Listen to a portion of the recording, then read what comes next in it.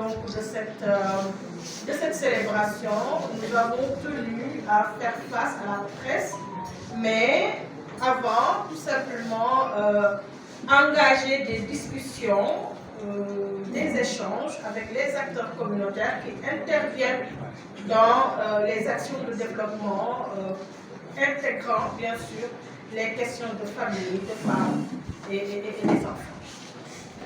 Donc je m'en vais vous lire cette déclaration de presse en français et je laisserai ma collègue Mamito le soin de faire donc la traduction en wolof.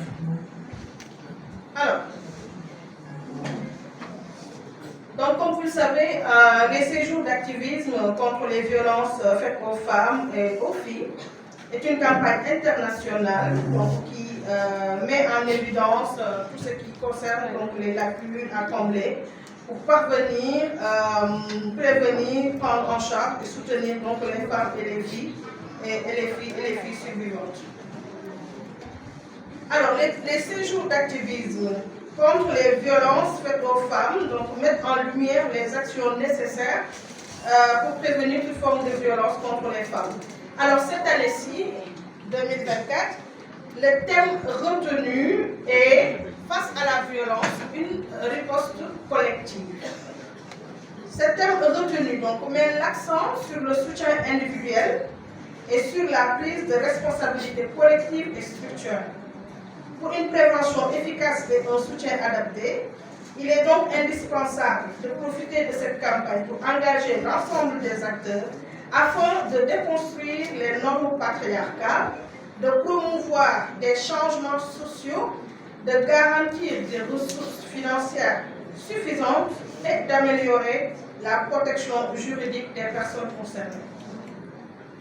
Cependant, les séjours d'activisme ne doivent pas être une simple performance pour les institutions, ni servir de façade car la situation des femmes et des filles ainsi que des enfants reste alarmante au Sénégal.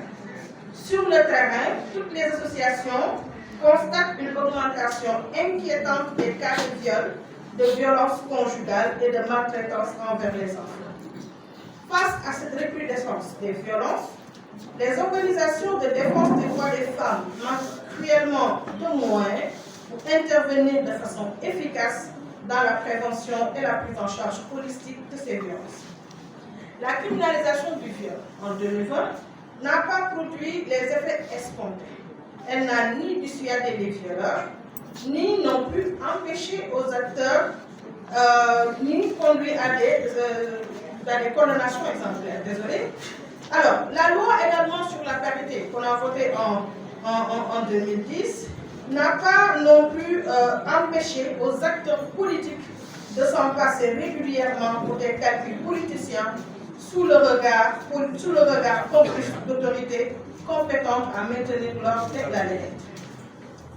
L'édition 2024 de la campagne des séjours d'activisme contre les violences faites aux femmes se mobilise autour d'un thème fédérateur qui appelle aux initiatives collectives, à la mobilisation collective pour créer une riposte plus signifiante, intégrant ainsi toutes les parties prenantes. Face à la violence, une riposte collective. Voici le thème autour duquel se mobilisent cette année toutes les femmes du monde pour dire stop aux violences faites aux femmes.